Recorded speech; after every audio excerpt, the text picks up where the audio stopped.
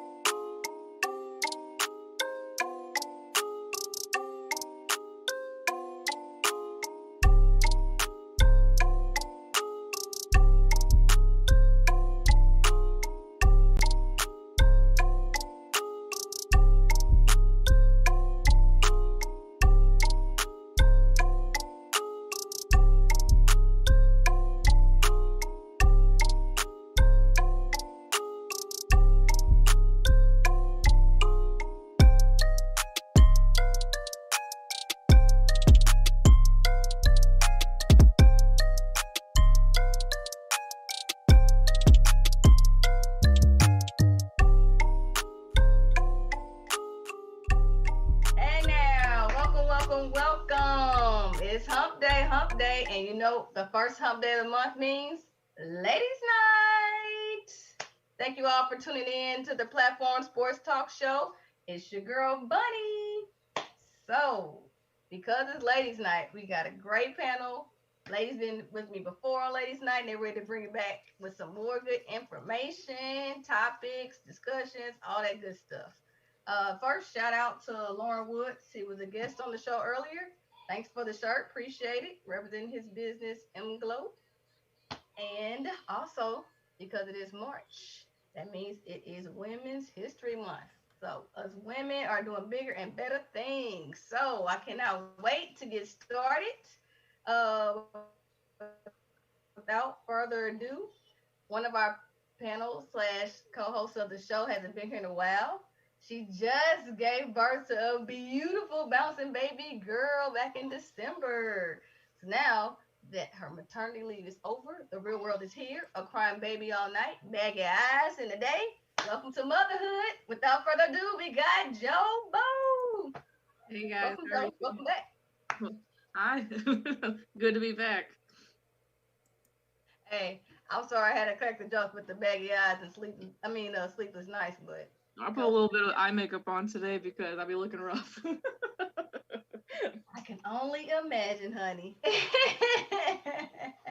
Well, I'm glad you're back. I'm glad you joined us. So, how has motherhood been in the last 2 months? It's been good, honestly. Like, she's been a good baby. She's starting to sleep throughout the night now, so that's good. Lets us sleep a little bit. But yeah, I mean, it's honestly a dream come true. This is all me and my husband have wanted for years now, so it's been a blast. And being able to like I've said before in the past, how the world's been the last almost a year now. You know, it sucks and whatnot, but to be able to be home all the time with her and with my husband, it's been amazing. Okay, cool. So, for the record, we can say that baby Jo is a pandemic baby, quarantine baby. Yeah. A lot of time inside. Yep. So wait, when she was born, did you all meet her with a baseball or with Cardinals gear? I'm not gonna mention Astros. Cardinals gear. No, we brought a softball to the hospital with us because I wanted to put her footprints on it. So now that's my mother-in-law got us a little case for that. So, you know, that's how we did her footprint. It's really cute. I love it. But yeah, since I played softball my entire life, pretty much, I thought it'd be cool to do something like that. That was smart. That's cool. I like that. We got a lot of Look, Cardinals. I wish I could do that idea, but oh well. We got a lot of Cardinals gear, but she doesn't really fit in much yet. Like she was smaller than we were expecting, so had to buy some preemie clothes at first and whatnot. But she's starting to grow into some of her clothes, so pretty soon she'll be fit into her Cardinals. All right, okay. Well, good to hear. Well, congratulations again to you and your hubby. Uh-oh. I was going to ask you about Cardinals gear and the Cardinals. Uh-oh. Oh, okay, there you go. My friend froze. So speaking of Cardinals, let's talk about Cardinals gear and a Cardinals baseball team and that little flag you got behind you. Come on with it. Let's talk about some baseball real quickly. How's the Cardinals looking in spring training? What have you heard? Blah, blah, blah. What have you heard? All right, sorry, it's breaking up a little bit. Oh, what is going on? Can you hear me now? Am I okay? Yeah, I can hear you. All right. Oh, I'm sorry. Before I forget, what was I thinking? Our favorite viewer, Miss Williams. She said, "Welcome back, Jo." Hi, Miss Williams.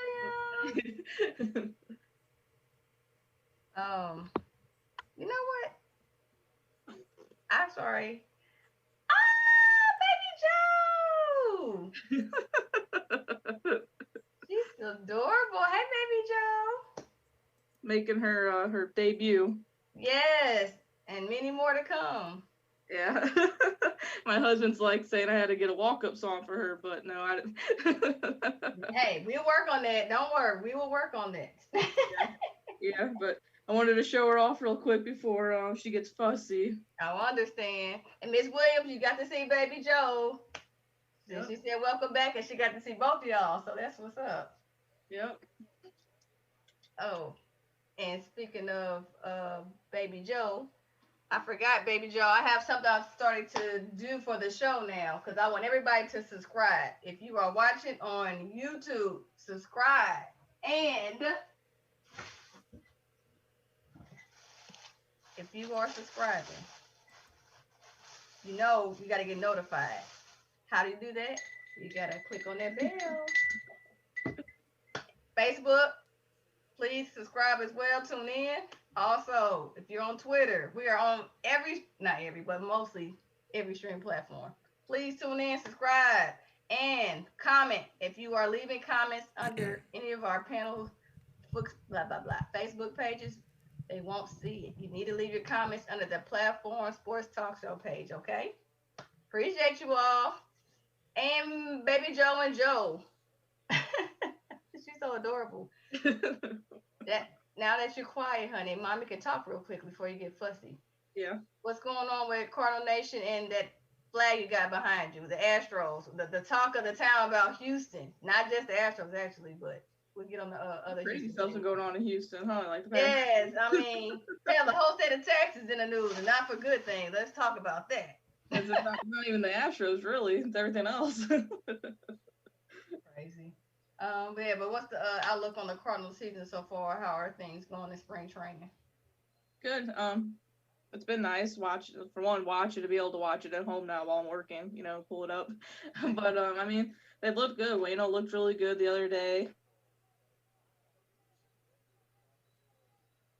First hit, 2 games in. So I mean,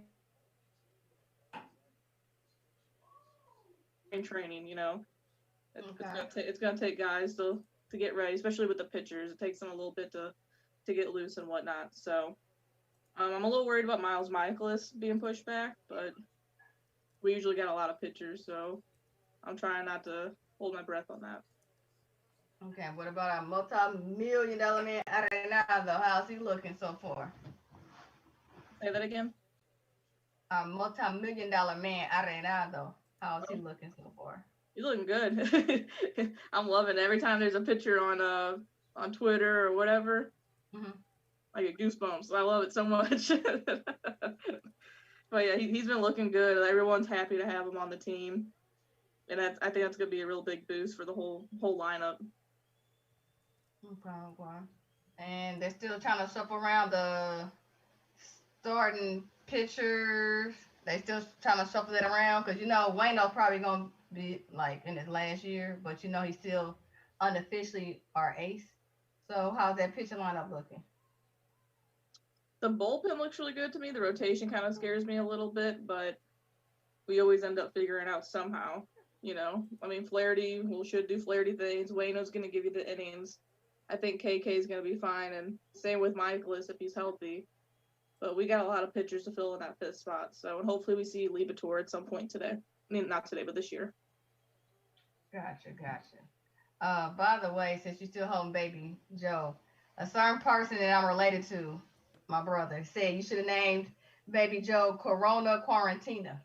That's her name. It's a mouthful. My brother has no sense. Bless his heart. He also said, he said the Houston Astros should also be known as the Houston Cheaters, not the Astros. I didn't want to go there this season. I already talked about them bad last season, but we can still keep it rolling. It's been years. It's whatever. It's not going to die down. Bless their hearts. Let's talk about now our other St. Louis team, the St. Louis Blues. LGB. Let's go Blues. I think at this point, if you're in the minor league and available, the Blues will call you up. Because with all those injuries, at this point, anybody that's available, they'll take you. Yeah. I can't even remember the kid that started the other night. I never even heard of him before. I never heard of him. A lot of people have. I saw him on the ice warming up, and I was like, "Who the heck is this?" But hey, he got a goal. Hit off his body, right. But a goal's a goal. But yeah, I mean, it was kind of a head scratcher and a wow moment whenever Berube said the other day that Tarasenko's the closest by far to coming back, and no one expected him to even be back this early in the year. So that's how bad all of our injuries have been. Yeah. I just hope they can pull through. I know we're playing the same division over and over, so at least we're not going to be exposed to too many extra teams and extra people. But at this point, I say if you're probably a college player, minor leaguer, if you probably play football, they'll take you if you can skate because they need bodies at this point. Yeah. Like one of us go out there. It's been bad luck. I kept seeing people saying like they're going to have like tryouts in St. Louis, just to be someone on the team because everyone's getting hurt once a night, it seems like. That's crazy. But do you think they'll rebound from these injuries and they'll be ready to go by playoff time? I hope so. I mean, the team's got way too much talent to not be good. And like everyone says, when something like this happens, it's going to be like a trade at the trade deadline when the playoffs start and you got all these guys coming back. So The only thing that scares you a little bit is like, is the chemistry going to be there? But I mean, like with Hoffman started off kind of slow, but I think they're going to be fine. They got way too much talent for them not to be good. Okay. Well, look, we'll revisit this next month because April is when the playoffs start, right, for hockey? Yeah, I don't know if it changed this year with the shortened season or not, but I think so, yeah. Okay. Well, again, welcome back, Joe. I'm glad you gave us insights on our hockey and baseball talk. And let's bring on the other ladies of ladies' night. So, next up on our panel, unfortunately, she's a Dallas Cowboys fan, but however, she does like football. She was a former professional female football player, and she has been on our show a few times, so she is not a stranger. So, without further ado, let's bring back Miss Annie. Hey, one day you're going to not be a hater. I don't know what it's going to take for the Lord to deliver you from the hateration in your soul for the Cowboys. But I'm praying for you. See this cup full of haterade for the Cowboys? Stays full. Don't worry. I am delivered. I'm calling it out now. I will not be delivered from the haterade for the Cowboys. Too. Go ahead and sip it. I won't be delivered. I don't want to be delivered from the haterade of the Cowboys. Here nor there. Oh, how you been, Miss Annie? I've been good. Just not watching sports and taking care of other things because for some reason, all of my teams have decided that when I watch them, they're going to lose. So I've decided to not watch them and just keep up with the scores on my phone. And those are typically the games they win. I can't even sneak a peek at the Clippers. As soon as I start watching the Clippers, the other team will go on a run. And I'm like, okay, let me turn this off. I'm going to actually defend you. It's not you're watching the Clippers. The Clippers just ain't got their shit together. And we saw that last season. So it's not you. For once, I'm not going to hate on you. We just know PG-13 is not consistent enough to help his team out. We know Kawhi does what he does. He's an all-star. All because you're all-star doesn't mean you are all caliber for playoffs. There's a difference. All-star is regular season. Playoffs is a different beast. But I'm saying there's no excuse for them not to play well now. He doesn't do terribly in the regular season, so there's no excuse for him now. I mean, it's not like any one person in particular is playing poorly. It's just whenever I watch them. Okay, well, I helped you solve some of that problem. PG-13 is not going to take the brunt of it, but he'll take a lot of it. Let's say that. He's too... Yeah, but I just feel like he's been made the scapegoat, and he is not the only reason why we lost in the playoffs last year. He's not. I mentioned Doc was part of that reason, too, because I can go back when other group, before PG and Beverly and Kawhi got there. So... I was Team Fire Doc for since we blew the first 3-1 lead against Houston a couple years back. That's when I was off of him. So I'm glad we got rid of Doc. But I got you. And Miss Williams said, "Hi, Annie." Hey.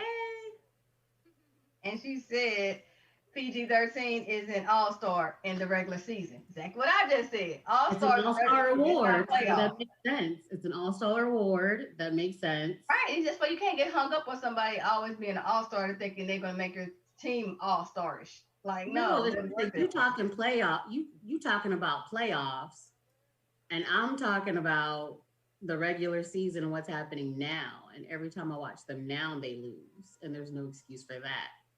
So you think they're going to win it all or close if you stop watching them season in the postseason? I would not be a fan if I didn't believe that they were going to win the championship every year. So some fans know what their team are capable of. Ask Jo. She knows that the Astros are capable of cheating. If they don't cheat, they don't win. See, she knows.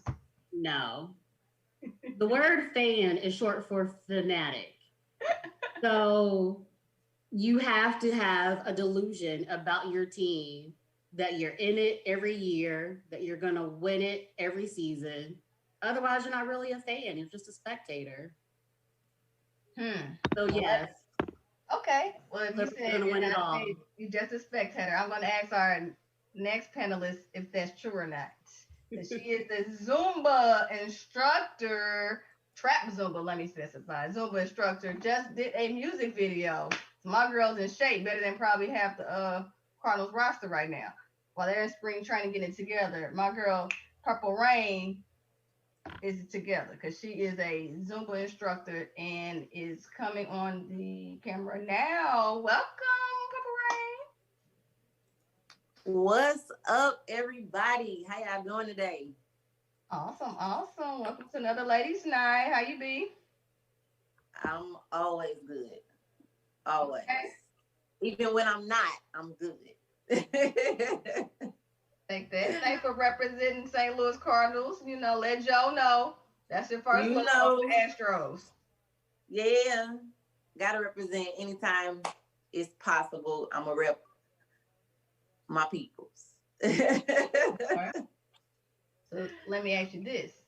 Since you rep your people all the time, would you represent them in person? Because you know everybody actually can chime in on this.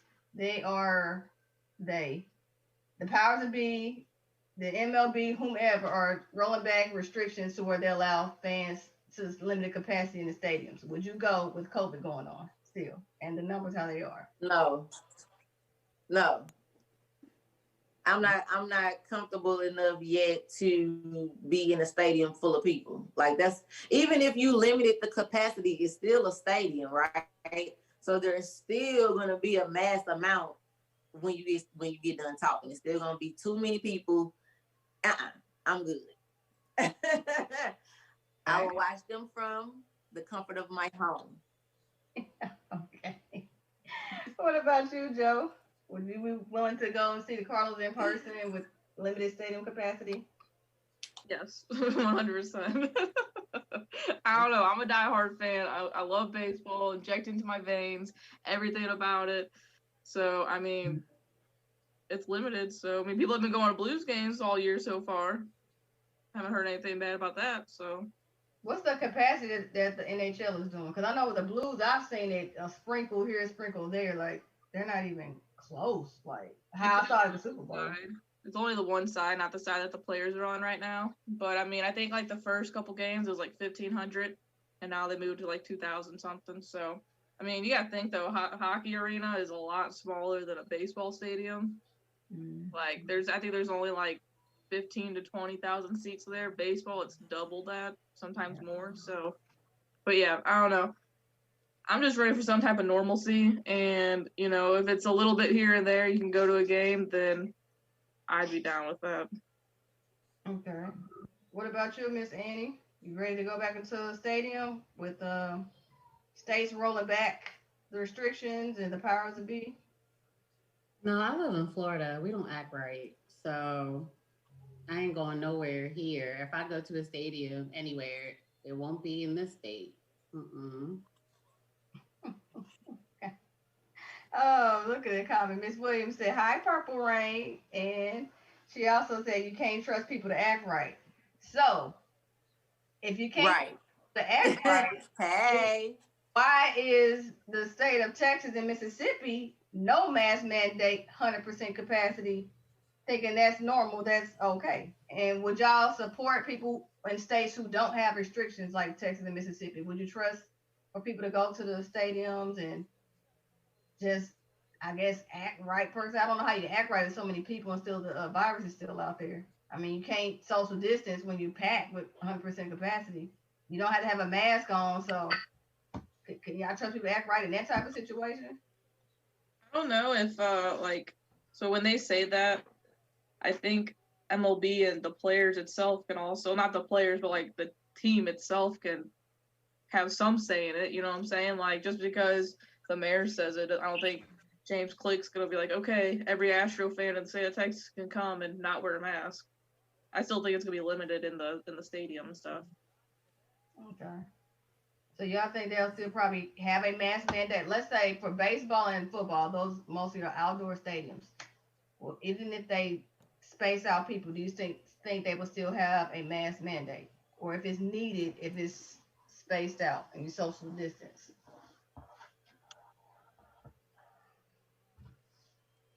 I don't even understand why. I mean, I do understand why we're attempting this, right? Because remember, fan is short for fanatic. So even with a global pandemic, people are so fanatical about their teams that they want to go cuddle up with other people and catch the plague. But that's not how I roll. So I'm gonna watch it. Well, I'm gonna not watch it from my home and check on the scores since my teams ain't got no act right either. Okay. I got you. Well, all I can say is we shall see. Like I said this a couple weeks ago. One of the NBA beat reporters died. He was 42. And the day that came out, the NBA also happened to announce they're going to have an all-star game with no fans. So I'm like, even though it's no fans, I have an all-star game, but you got to think from business and money perspective. You still want to keep your fans engaged with nobody in the stands. You still want them, they can be seen on TV, as Purple Rain said, from the comfort of their homes. Fans can watch them.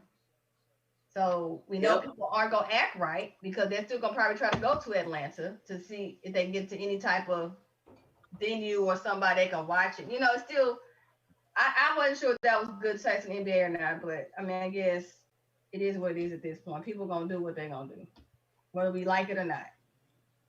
Yeah, and it's not just about, they also don't want to have to pay money back to the networks. So whenever you hear about these network contracts being executed with the leagues that like CBS has purchased the Super Bowl, the rights to the Super Bowl for 10 years, right? Like they already paid them in advance for that TV show.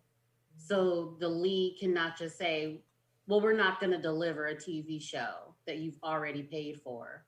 So, I mean, if a network has already contracted to host the All-Star game, then they run the risk of having to pay money back if they're like, okay, well, we're not going to put on this event that you've already paid for.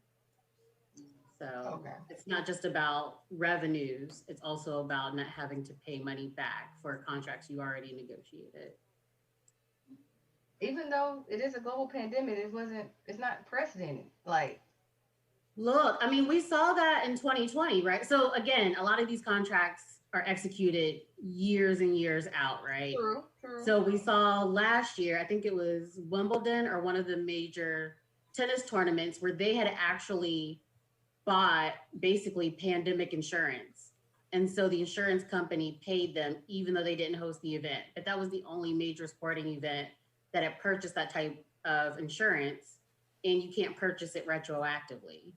So if that's not already in your policy, if you didn't already negotiate that in your contract, you can't now be like, well, 7 years ago when we signed this deal for you to have the 10-year rights to the All-Star game or whatever, we didn't know there was going to be a global pandemic. And they were like, too bad, so sad. We already paid you for that. So what TV show y'all gonna put on? They could throw the All-Star Classic from like 5 or 10 years ago. I mean, didn't last year, instead of the All-Star game or something, didn't they have like men and women professional basketball players doing 3-point contests from their homes? Like they did something to have to put on a TV. Because I remember, I think it was like Sue Bird, I think Steph Curry participated. There was like a couple of people who did like a 3-point contest from their home. And they had WNBA and NBA stars competing together. And it was just like, they have to put on some type of event. They've been paid for these things. And even if you're watching people play horse from their basement half court, like they got to put on some sort of TV show. So yeah. Okay. Also Miss Williams said, even with fans spaced out, you still have to get through the entrance, get to your seat, go to and from the restroom, food vendors, etc. Regarding the capacity of having these stadiums with people. That's the point I'm making. So because it's just not, no. It's just a no for me. I don't know. Okay. Somebody, they play horse, whack. They play horse. Okay. Well, all right. Let me get to some steak and potatoes here, you all. Let me get your thoughts on this topic. I'm not sure if you all are familiar with the act, the Sports Act. It's a big thing. The Equality Act. I'm not Sports Act. The Equality Act. I don't know if you all heard of that or not. I can give you a little clip notes real quickly. So, Equality Act is a bill right now in Congress, and it's to prohibit the discrimination based on sex, sexual orientation, gender identity, in areas including public accommodations, education, federal funding, employment, housing, credit, and the jury system. So, it's the specifics of the bill says it has to include prohibiting discrimination against sex, sexual orientation, and gender identity among the prohibited categories. So, when I'm talking about gender identity, you all know, you know, in the last few years, you hear about more people, not just with transgender, but just somebody that identify they were born as a woman, and they figure, I feel like I could be a man, and they get the surgery, and they got man organs, or vice versa. Born as a man, I feel like I'd be a woman, change the body parts, they're a woman. But take a step further, they want to compete in women's competitive sports. So they're born as a man, chromosome, DNA, all men. They just get the organs to change as a woman. And they want to compete in women's sports. Do you think that is fair? And what are your thoughts? I want to start with you, Purple Rain. Yes. Yes. Let me just start by saying I love all my trans people out there. I don't want to offend anyone with the comment that I'm about to make. But I wouldn't necessarily want to compete against a female that was born a male in any sport, because naturally men are much stronger, much faster, you know what I'm saying, than women. And it already puts you at a disadvantage starting out the gate. You know what I mean? So I don't think I would want to compete against them, but I love them. Okay. They're okay in my book. You know what I mean? Like, I'm okay with them being who they are and living the way they want to live, but that kind of seems like an unfair pairing to me. It's an unfair matchup to me. Okay. What about you, Miss Andy? What are your thoughts and how you feel about it? Yeah, I think so. Sports in the macro sense are not important, right? We don't need sports. And if we didn't have sports, we would replace it with something else. But in a micro sense, you know, sports is deeply meaningful to lots of people. It's meaningful not just for the people who engage in sports in some way to provide for their families, whether they're players, work on production crews, work in stadiums, whatever the case may be. But in my own family, if my family could talk about nothing, we could talk about football. Unfortunately, they wanted to talk about the Steelers because I'm from Pittsburgh. That's fortunately, remember that now, unfortunately. That's my dad's favorite team. Oh, Right. So say fortunately they want to talk about the Steelers. Yes, your family. Unfortunately, they wanted to talk about the Steelers. But like, so many of my childhood memories are built around sports. So many important moments with my family are built around sports. And that's what led me to want to play. Both, you know, in high school, whether I played recreationally, and eventually when I played, you know, women's professional tackle football. But the thing once you start playing is that you realize that that's not just your team, that's your family, right? And so how important that family becomes to you, even more so than probably your biological family in some ways. Like, I'm a lot closer to some of my teammates than I am to some of my biological siblings, and the amount of time that we spend together. And so you have a small number in terms of like the proportion of the population of people whose bodies have betrayed them. Their biology does not line up with who they know they are as a person. And I could only imagine and approximate the experience of living with that and not quite fitting in anywhere. And if you have the opportunity to be a part of a family, like I was a part of the Slam, like I wouldn't want to deny that to people. And, you know, you can talk about an unfair competitive advantage. It's unfair that their bodies have betrayed them. Certainly, there are competitive advantages to having, you know, higher levels of testosterone, those sorts of things. But if someone is going through that process, for example, the leagues that I've played in, you know, their legislation was you had to be on your hormone replacement therapy for a certain period of time that would bring your estrogen levels in line with a biological woman.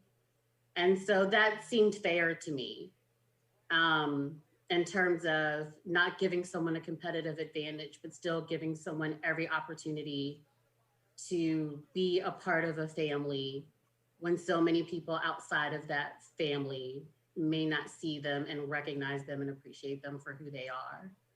I played with, you know, not a ton because again, it's small in terms of proportions, but I've played with women, biological women who knew that their bodies had betrayed them and that they identified as men.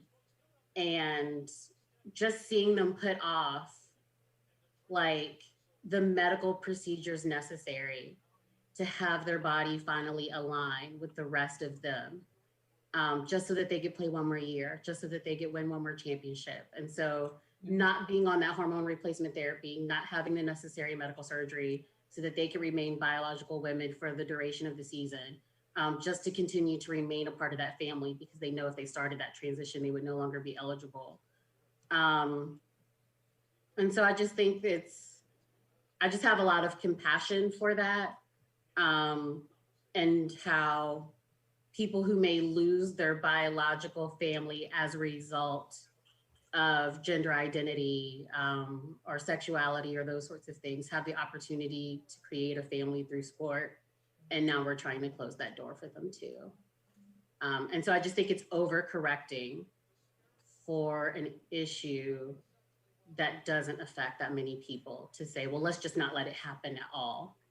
I'd rather us be more creative than that and come up with solutions that can work. Okay. Now that was deep. So like you could be on the Congress and talk about this bill. That was really, really detailed. Okay. Jo Bo, what are your thoughts on it? Yeah, and I can relate to that. I can understand that aspect of it as well. You know, so thank you for that, Annie. Mm-hmm. Well, I'm not like super like I don't know that she was like passionate about that, you know, like I don't know how to explain. I don't want to sound rude, but like kind of like how Purple Rain said earlier and whatnot, just kind of like the hormone thing and whatnot. To me, it doesn't seem fair, but you know, if it happens, it happens. There's a lot of things I don't agree with that going on in the world that would just add on to it, but I mean, I don't have a say in it. So if that's what they want to do, then that's what they want to do. My opinion doesn't matter, but yeah. I'm just curious to know, and you all have fans tuned in, so nothing wrong with them hearing your opinion. You guys have something to say. We are the ladies. We're not going to be silenced, at least this time around. Not at all. Yeah. One, opinion should never be silenced. Otherwise, if I were to say, if you don't agree with my impassioned speech, then you shouldn't talk at all, then I'm essentially doing to you what I'm fighting against for transgendered and you know, just overall, just non-binary gendered individuals. So I'm not going to silence anybody's right to expression. I also want to point out, because I know that like one of my absolute favorite soccer players, Zlatan Ibrahimovic, has been in the news lately talking about LeBron James and other players who use their profiles to talk about politics and social issues and how he doesn't think that's right. And I love Zlatan almost as much as Zlatan loves Zlatan. almost. But I think he's wrong on that topic. I think that if that's how you choose to use your platform, then that is your right to do so. And you don't lose a voice just because your voice is now popular. At the same time, I think it's okay for people who are in the spotlight for another reason to say, you know what, I don't have an opinion on this topic, or I'm not well researched on this topic, or I haven't been following Black Lives Matter or defund the police, or, you know, whatever social movement is happening. Like, I don't know enough about it to really give an opinion about it. And we have to be okay with that too. In the same way that they're entitled to have an opinion, they're entitled not to have one as well. And so I think it's fine for people to say, like, that's an interesting topic. I just don't know a lot about it, so I don't really have a strong stance on it. And that's okay. I feel like we've created a culture where you have to feel so strongly about everything. And that's not true. There are some things that you can just say, you know what, I don't know enough about that to really have a strong opinion about that, so I'm not going to comment, and that's fine. Yeah, there's a lot of things that have happened in the last year or so to where, like, say I don't 100% agree with the majority of the people, but I try to just watch what I say because everyone is, I hate saying it, but people are soft now, you know, like, you can't have an opinion that doesn't go with the majority of the world without getting blasted on Twitter, Instagram, Facebook. So that's the only reason why I like staying at home this year. I just stay to myself, me and my husband talk about what we want to talk about, and then no one gets in fights, you know, like, so, yeah, but yeah, that's, like, I have opinions, but I try, like, if it doesn't agree with most of the people out there, I just keep to myself. So you don't want any barroom fights this year, huh, Joe? So you're just gonna stay in your house, huh? No barroom brawls, not this time. I gotta be good. I got you. Miss Williams said, growing up with testosterone in their systems, they are going to have more muscle than men and women. Men, muscle than someone who grew up female. To me, that could give them an unfair advantage in a lot of sports. I totally agree. Again, I'm for equal rights. I'm for non-discrimination, and we're looking at sports. When you're born away, and even if you medically change your body parts or your mindset changes to the other gender, it's still unfair advantage because we know what men's natural bodies are made up of compared to women. So yeah, and that's absolutely true. At the same time, I don't believe in legislating to the lowest common denominator, right? So just because 10 transgender women may win track championships doesn't mean that we shouldn't allow any transgender person to play any sport ever, right? And so I just think that we just need to be more creative than that. So where do we draw the line of when they can play a sport and when they can't? The thing is that I don't draw the line at the lowest common denominator. So I'd rather let people play according to their identity, regardless of whether or not their body has betrayed them. But I do think it's fair to ask, like in our league, that, you know, that you have been on hormone replacement therapy for a certain period of time where it would bring your estrogen levels to what a biological female would be.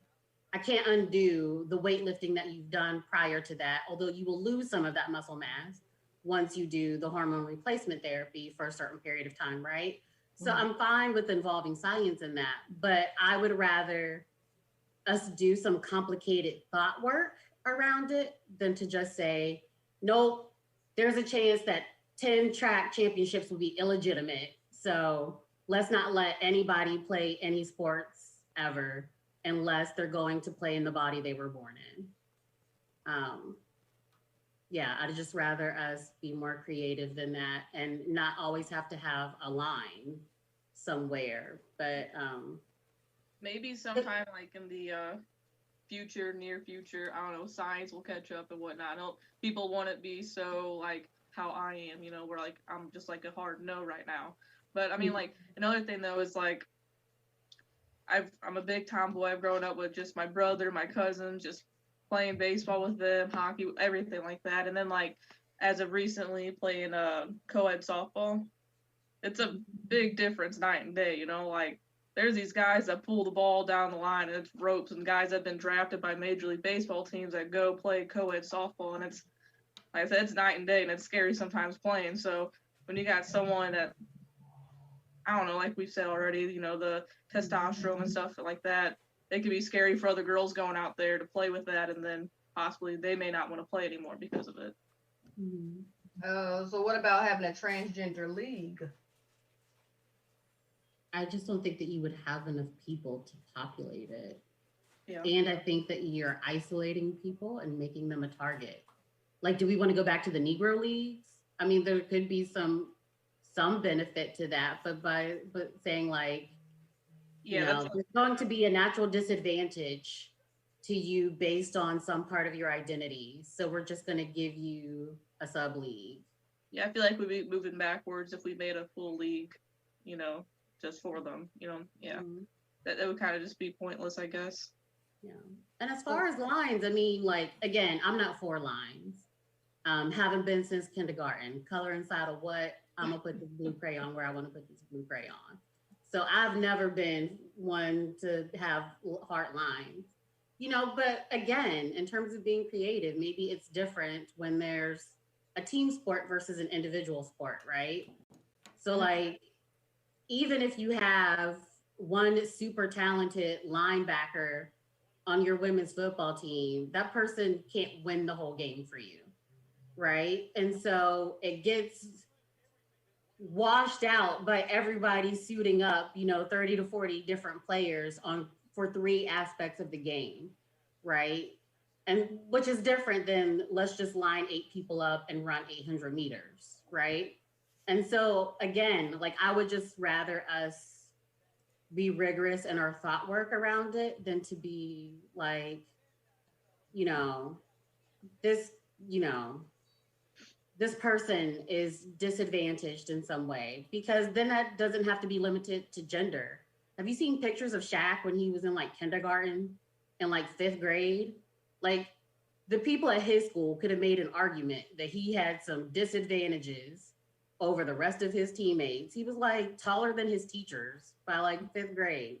So it doesn't have to be limited to gender if you feel like somebody has some sort of physical advantage. And so that, again, just makes it feel discriminatory to just say, well, it's based on gender. Like, I can kick some dudes' asses, right? Like, if you line them up across from me, like, I can wreck them. It's not, we can't just draw lines based on gender. It's not all boys are going to be better than all girls, and therefore we can't let them play. Or, you know, if it's about advantage, then you can talk about ways to mitigate an advantage if it actually exists. But just drawing a blanket line around, what do you have dangling parts or no? Are your dangling parts up top or at the bottom, right? You got boobs or you got a penis. Everybody's going with something dangling. Just depends where. Like, where do you throw into dangling? Let me say do that. you dangle from the top or do you dangle from the bottom? Okay, then you go to this team and then you go to this team. Like, instead of putting the line there, if there's someone who actually has an advantage, then that's fine. But not everybody who is male or female would have an advantage in either case, right? Okay. And I'm not going to come on here last month and celebrate like the first woman to score a point for a Power 5 conference in the NCAA football history, and then come over here and be like, we shouldn't be mixing genders and having them play sports together. Like, I don't know. And happy Women's History Month, ladies, and trans women are women. So happy Women's History Month to you too. Yeah. So we're talking about Women's History Month. What about the NFL giving money to states to help fund flag football? Hey, your neck of the woods, Annie. I know you did professional football, but I'm saying it because of football. So Nike, shout out to them. They have collaborated with the NFL, surprisingly, for a total of $5 million. And this is to help grow flag football within high school athletics. So the money's going to go to the state high school associations, and they'll spend the money on getting the uniforms and the different stuff that's needed for flag football. And right now, there's only 6 states that have it as an actual sanctioned high school sport. Alaska, Arizona, Florida, Georgia, Nevada, and New York. So that Nike's thinking if they put more money behind it, they'll get more states on board to offer flag football as a sanctioned high school sport. So that's big. And that $5 million, because I mean, Nike didn't have to give any money. They didn't have to get on board, but that's big. NFL is collaborating because that's another way they can grow the sport, especially with women viewership. So. Shoot, I went to a smaller high school, so we didn't have a football team. So any type of football would have been cool. the only football we had was the Powder Puff games my junior and senior year, which was super fun. You know, like the flag football for the girls. So that was extremely fun. But like, I would have loved going to, you know, a football game every Friday night or something like that of any sort. You know, so hey, flag football to step up, I guess. Yeah. Do they even still do Powerpuff games anymore? I think with this age we're in. I have no idea. Like I graduated. I know I'm young, but I graduated high school in 2012. So 2011 and 2012, that's whenever you know, we did it. So it was so much fun. I loved it. Baby. But like Joe said, man, people out here getting soft. They done took dodgeball out of schools. I couldn't wait to have a kid so I could teach them dodgeball. I was going to teach them how to wreck their little classmates. So I don't know if they still do the powder puff games anymore. Man. Yeah, I don't even think any of the lower classmen that I went to school with post about it. So I doubt it. You know, it was so fun though. It's funny you said that as far as being soft. So Shaq was blasted the other day, and I watch Shaq. I like watching him on Inside the NBA. And, you know, when he does interviews or when he's just, you know, analyzing those games, he talks about the younger players. And in so many words, we call them, you know, pops. They're real soft. Mm-hmm. And, of course, when he does that, people always tweeting and going at him, man, why you talking about him? Well, man, da-da-da-da-da. He's like, these guys are soft. It's like you can't talk about somebody. Like, you know, his era, you talk about a player, whether it's a veteran, whomever talk about you, that's help motivate you and get your game to where it needs to be. But he's like, now, if you talk about a player, you look like you're the villain and the bad guy. It's like, you can't give anybody your thoughts on another player. It's looked down upon now. But years ago, it's like what we expected. And, of course, y'all know, social media has a lot to do with this because information travels so fast. Yes. It has a lot to do with it. And even like I was telling you earlier, I'm not on Twitter yet, but I hear about the Twitter beats all the time. And I think that stuff is funny. I mean, it's all entertainment. No matter what's true and factual, when it comes to sports and music, it is entertainment. And you need entertainment. Otherwise, what else is going to draw us in? No matter if you have the love of baseball, the love of football, the love of Zumba, you still have to be drawn into it somehow, some way. So I was saying like earlier before the show started, we're talking about the Trevor Bauer, Noah Syndergaard, and Marcus Stroman like Twitter beef. Like it's so petty and silly, but my husband was downstairs playing video games and I was texting. I was like, "Do you see that? Do you see that?" Like, it's so entertaining, you know, and like I don't know it. Especially when it's people like Marcus Stroman. I love Marcus Stroman. I like seeing him do that. So, I don't know. It's entertaining for sure. You know, it fires them up. So, when the Mets and Dodgers play each other this year, it's definitely going to put a little fire underneath them. So, but it's so silly and petty, but it's funny. I like it. But going back to what Andy said earlier, as far as our favorite soccer player getting mad at LeBron James, just he need to stick to basketball. Or as that chick said last year, I ain't going to say her name, just shut up and dribble. Like, people have platforms. I'm not even going forward to say with the freedom of speech, but if you have a platform, you have the right to say and talk about what you want.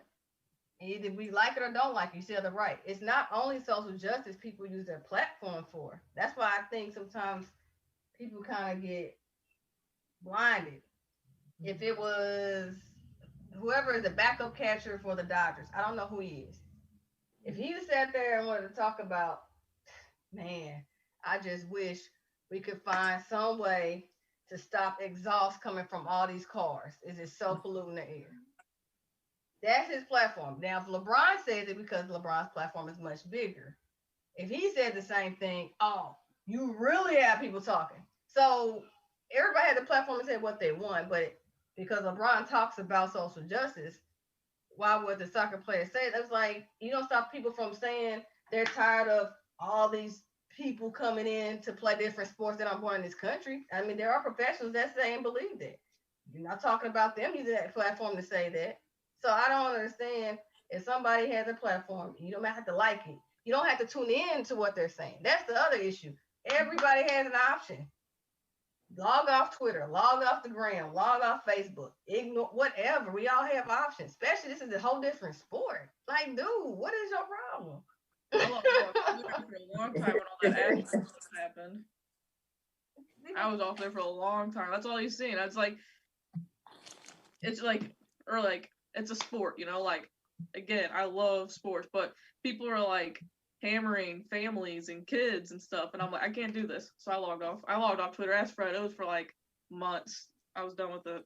Mm-hmm. Sometimes you need a break. I mean, again, it ain't just social media, because you can have friendship with people and y'all can talk about a topic, go back and forth, and y'all mad at each other and y'all don't talk for a while. You just need a break. Just you know, there's other stuff going on in the world besides whatever you're passionate about. I don't knock it. If that's your passion, I may not agree with your passion, but if that's your passion, that's your passion. I don't have to tune into it unless you're living in my household. I don't have to deal with it. Yeah. I don't understand people using their energy in that way. So social media is a self-curated newspaper, right? So it's you choosing your content for yourself about what topical and current events you want to know about. And you get to self-select who you want to hear about those things from. So if you don't like LeBron James talking about stuff, you know who you don't have to follow? LeBron James. You know what you can put a setting on to not have pop up in your feed? LeBron James. Mm-hmm. So like, why you wasting? But if you don't follow them, that what? Sometimes people pop up even though you don't follow them. Oh, you know them algorithms, baby. They got the algorithms for you. Too much energy. Like, oh, let me look up this person and let me go block them. I was like, just.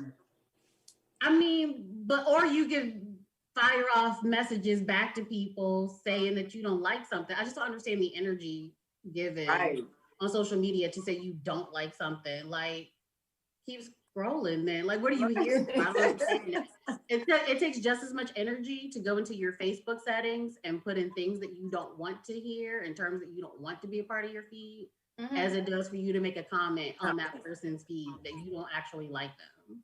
Right. And you only have people are way too nosy to unfollow you. Like, they have to see what it is that you're up to. That's why they won't unfollow you, even though sometimes you may post things that they don't agree with or like. But it becomes a fixation. People start to have these fixations with people because of social media. So it's ridiculous in my opinion. But you know, because I wouldn't do it. Like, if I don't like a person or don't like what a person posts on a regular basis, I'm gonna unfollow you or unfriend you or whatever social media site we're on. I'm gonna get you out of my vision because I don't have to agree or like anything that you post. So why am I following you? You know what I mean? Like, where's the sense in that? I don't see it. Right. And how you got so much time to be on there? Like I said, go play a sport. If you got that much free time, go join a team. Play a sport. Just play a sport. Get outdoors. Join one of these new flag football leagues the NFL is paying for now. Just go do something else, you know. Yeah. I'm always the old lady in the room, so I'm only on Facebook. I did Black Planet, and then I did Facebook, and then I stopped. Old lady, I do puzzles for fun. You know what?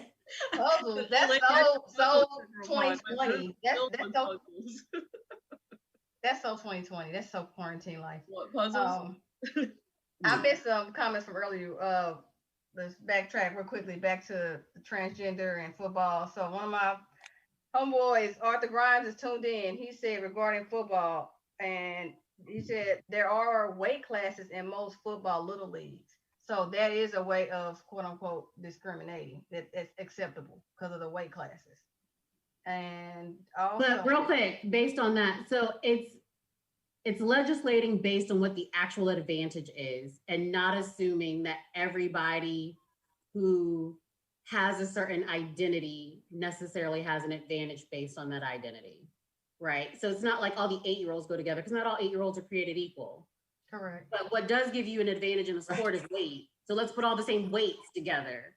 So that's legislating based on what the actual advantage is and not legislating based on identity. Okay. I got you. Again, one day I'm not gonna run for a political office, but I would love to be part of a think tank. So if anybody's looking for somebody to be part of a think tank, sign me up. Joe, so got a question out here for you. What are your thoughts on an exec from the Miami Marlins saying that Pujols is older than what he claims he is? They've been saying that since he came up as a rookie. Okay, he said on paper he was 19, but no, that's a different player. The same exec was talking about another player. He came up on, what was it? You said rookie. How old was he supposedly when he got in the farm system? Do you remember? I don't know. He came up in what, 01? Yeah, but you know, they say he was he was in Kansas City's farm system. I was hearing that when he was with the Cardinals. And then I'm like, well, why y'all just singling out him? Of course, because he was MVP and great. But it is common, I've been reading, that the Dominican players, or maybe countries that are in the Caribbean as well, when they send players this way, they can falsify and tweak documents. They don't have a system ran like ours when there are courts, or not our courts. Well, some of the courts, government offices that hold our birth records and things like that. In other countries, they're not as organized. So people can manipulate it, and who's to say it is not true. And they don't have a federal database like how we have here per se. So I know when I read the article about that exec saying that, I was like, maybe it is not. I mean, at this point, you all knew when you're going to sign them, you're going for the talent, not the age. We know that does make a difference, the latter part of people's playing years, but the Angels, they had to sign them for 10 years. They knew what they were doing. Say he is older right now. He's still putting up 20 homers and at least 80 RBIs a year, so he's still doing it. He's still going to be a Hall of Famer no matter what. Even if his age wasn't right. What's that got to do with anything? Well, also, I'm asking, do you think the exec should even come out about it? This exec is not with the Angels nor the Cardinals, and he was saying other players do it too, that specifically from the Dominican Republic. So you think he should have spoke on it? I mean, he's sipping out your haterade cup. He's what? Right. He's sipping out your haterade cup. I am specifically for the Dallas Cowboys, not for anybody else. And it tastes quite tasty. It's quite tasty. You should try some. I think it's someone just trying to make a story about Albert Pujols on his last year of his contract. You know, like I said, they've been talking about this since he was a rookie, so I think it's just kind of silly to bring something up again. Yeah. Like I said, I heard about it when he was with the Cardinals. He ain't been with us. Right, let it die. Let it die. So my thing is, why blame the players? Oftentimes, and you know, I've listened to a few podcasts that were doing like investigative journalism around that, but they're identifying these players in these, you know, American territories or other countries while they're kids. And so you want to be like, oh, well, this player did this. They don't have the capital to create falsified birth certificates. Like a lot of these individuals are living in poor areas. And so they don't have the money to pay for a fake U.S. birth certificate or to falsify documents. It's not U.S. documents because they're coming from other countries. Or any documents. They don't have the money or the capital or the access to do that. And so instead of blaming the adults, the recruiters, the organizations, like the people who are actually doing it, we want to blame the person. And we're pointing the blame in the wrong place. Two things. Where there's a will, there's a way. You can be dirt poor for half of your life. If you need to find a way to get out of your country, you will. Paperwork and all. The other thing, why does it matter? It doesn't, because we could talk about Americans right here who falsify documents. I mean, hell, ask our former president in tax returns. I mean, he falsified documents there too to get some of that. But anyway, you can talk about other people here that may not be birth certificate, but other things. So it doesn't matter. If y'all want the talent, you're not going to. Many money hungry and scouts and recruiters, like you're talking about, they want the talent. They know that could be a jackpot. They do what they have to do. They don't care what the paperwork. I think people forget because we can look at hockey, we can look at some of these golfers and tennis players who are not in the United States, but they come over here. And do you think everybody's looking at all their paperwork? Y'all know how many hockey players that are not American born that's in the NHL? There are more of them than Americans. Let's talk. I mean, it doesn't get talked about, but let's talk about it. Since we want to talk about this, he's talking about the Dominican players tend to have falsified or not accurate doc. What about those players from other countries? What about these tennis players that come to America for? Everybody that comes in this country supposedly supposed to have some documentation, whether you're staying here or whether you're visiting. And I know everybody's stuff ain't legit, but if somebody on the other end of this country sees some money or jackpot, they gonna make a way. Again, right, but I just don't blame the individual. I just don't blame the individual players for doing that. Right. And if you want to stop it, but you want to stop it, you can look at the people who's asking them to come over here. That's my other point. You looking at it, you talking about that don't blame the individual. Who was telling him we'll fix your stuff to come over here? We don't care.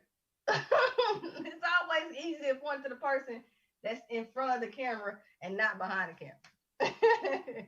Yeah, it is. It's easier to blame the players and saying, well, he's not as old as you think he is, rather than blaming institutions that are creating the problem in the first place. Like, instead of saying, like, you have to be this age before you can play, you could just be like, if you got talent and a team is willing to pay you, then that's on them.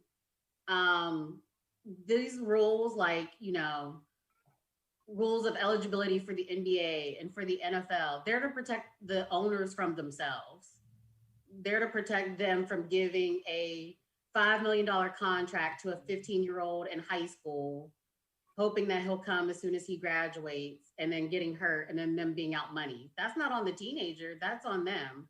They create these rules to protect themselves from making bad decisions. So that's why I don't blame the players. If they have age restrictions and people are trying to get around those age restrictions, that's all organizational level. I do not blame individual people for going along with a process when you could just say, look, I don't care how old you are, sir, ma'am, they. If you can play, then play our sport. Not even sports related, like just in poorer countries and stuff like that, stuff goes wrong all the time. Like, my abuela came from Nicaragua, and the Social Security place burned down in Nicaragua. So when she got over to America, they had to create a brand new date of birth for her just to have a birth certificate. Like, stuff like that happens, It's just, yeah, I agree. It's silly. And like Miss Williams said, at this point, what does it matter? Like, seriously, whether he's 50 or 60 or whatever he is right now, the dude's still raking. So get over it. I would love for him to retire and be like, I'm 72, bitches. And then just drop the mic on them and just tell it all. And just be like, I was playing as a sexagenarian. I would love that. That would make my day. Word. Silly. Miss Purple Rain, let me ask you this. You familiar with Savage Fenty by Rihanna? Yes. All right. So, give me your thoughts on this. Liz Cambage. She's all right, a let's go. WNBA star. All right. And Liz Cambage is a big WNBA star because she scored the most points in a WNBA game. She has a record. So, I'm not sure if you know, she is the first female athlete ambassador for Savage Fenty. And she's had her own spread in Playboy this year. So, what light does this shine on female athletes, and what would people think? WNBA star, sexy lingerie with Savage Fenty, and getting her own spread in Playboy. Okay. So my thoughts on that are, I feel like just because women play sports doesn't mean they can't also be sexy. Why does it have to be a this or a that?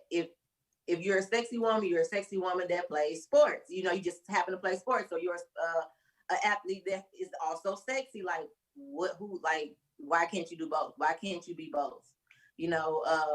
I don't feel like it should put any stigma on her athleticism because it doesn't change that fact. She's still her awesome self. She's just sexy, or or can be sexy, whatever you know what I'm saying? She's a woman. She should be able to do that. Women, that's what women do. Like, we strut our shit. You know what I mean? You know what I'm saying? That's what women do. You kind of got to expect that. And then, you know, when you got a body and, you know, you work hard for your body. Yada, yada, yada, yada, yada. And Vegas, what do? You going to keep it coming up? I mean, you know what I mean? Like, why not? While you're still young, you know what I'm saying? Get your life. Don't worry about what nobody got to say. Do you? You know what I'm saying? I'm happy for her that she did that. You know what I'm saying? Because that's probably something that she probably needed for herself. You know what I mean? People, professional athletes oftentimes are looked at as these figures, but these are people. You know what I'm saying? And that was probably something that she just needed to do for herself. You know what I mean? Just to feel like a woman. Because when you're a basketball player, we know how it is. What are you most of the time? What you wearing? Sweats, shorts, hoodies, tennis shoes, hair in a ponytail. You know what I'm saying? Like, kind of hard to be sexy when you're on your way to and from games and stuff like that. You know what I'm saying? So kudos to her. Okay. Body, yada, yada, yada. That song, anytime I hear it, it stays in my head. I can't get it out right away. Yeah. For real. I mean, do your thing. You know what I'm saying? People gonna talk about you no matter what. You know, so get your life. So Eddie, regarding her Cambridge, do you think that will open more doors for female athletes in terms of making money outside the traditional, you know, regular sports and athletic apparel? Yeah, because think about it, endorsements. You know what I'm saying? Athletes make a lot of money from endorsements. So if somebody wants you to endorse their products, checks, ka-ching. But you know what I'm saying? I haven't heard of saying any female athlete do something for lingerie line. Savage, that's big. You know how that's big. You know what I'm saying? So, like I said, hey, that was, in my opinion, that was a smart move for her. You know what I'm saying? Because that's going to open more doors for her to do other things. You know what I'm saying? And your athletic career only lasts so long. So as you're playing, you want to set yourself up for the life after. We learned that from who? Mamba. Right? Okay. So, I mean, it makes sense to me because you can only play your sport for so long. We age out. I mean, you can't turn back the hands of time, right? Nobody can. So, right. You know what I mean? So you do what you do while you can do it before you can't do it no more. You never heard anybody do Playboy before. That's big. Whether you're big or nude or not, because Playboy doesn't just do nudes. You know, they do regular. Right. Jamel Hill was right. So I mean, I say go for it. You know what I'm saying? If your confidence is high enough to allow you to stretch your stuff like that, do it. You know what I'm saying? Do it. Because only good could come of it. You know what I'm saying? The Fenty, the Playboy, what's next? You know what I'm saying? There's all type of stuff going on out here now. You know what I mean? So get the bag, baby. Get the bag. Okay, all right. Hey, Annie, if you were paid, I don't know it. It says you're a football player, but you were paid, I don't know. You don't have to give a specific number. Just say student loan money, and I'll know what that means. Student loan money for a Playboy shoe. You're an athlete. You're beautiful. Your physique is together. Playboy shoe. Like I said, that's what Cambridge did. Now I'm like, okay, nothing wrong. What is it? No. Yeah. So would you do that? No, I wouldn't. But that's not because I have a problem with it. It's just not something that I would do. But I don't police people's bodies, so. Right. People do what they want to do with their bodies. I don't have to pay her bills. So once I start, once I take on paying the electric in her house, I can decide how the money gets made to pay it. But I'm not. So I just don't. Per our previous discussion, I am not into legislating people's bodies. So. Yeah, make your money. Make your money. Would I do it for student loan money?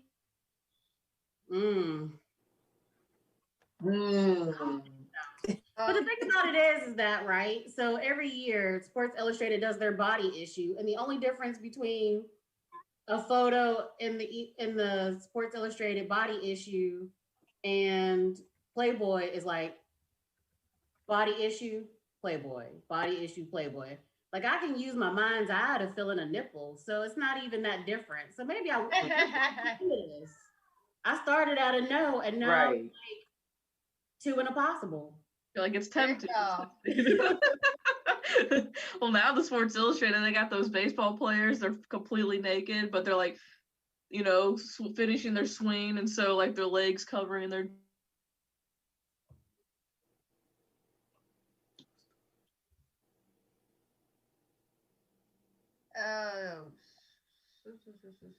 What about you, Bunny? What's the dollar amount? If I'm doing Playboy, it's not for a photo shoot, but I would love for you to write up an article about me. No, that's not what we're talking about. How much is it? That's what I'm talking about. Baby, when I was asked earlier, I told y'all I'm an extra small. You said what? What's the price tag on the picture? No, ain't no price tag on this. Look, I'm glad social media wasn't around back in the college days. Okay, shoot. Look, man, listen. I'd have a different career if stuff got posted on Facebook in my teen years the way it does now. Oh, one of our former guests is on here. Coach Stringer said, "What's up, ladies?" Hey, Coach Stringer said she's trying to get on the sports body issue this year. She's been doing push-ups. Hey, keep doing it. So when you get on, hey, we all winning. All right, Coach Stringer? Keep it up. Keep it up. Hey. Okay, that's my connection, y'all. I'm sorry. My stuff is freezing.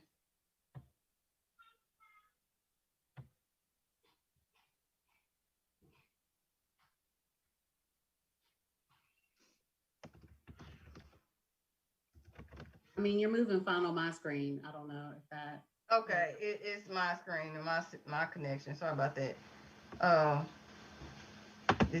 Whatever the last thing was said, I didn't get any of it after I was laughing. I don't know what was said. No, man, we was just trying to talk you into giving a price point because we're gonna start a GoFundMe for the Bunny Centerfold. All you need to tell us is what's the dollar amount. What's the price tag? Oh, it's priceless, honey. It's priceless. I want to write an article up on me. Forget the photo shoot. Nobody want to see that. There's plenty of other bigger and better bodies out there. Write up a article on me, so then I could be like, look, haters, I made it in Playboy.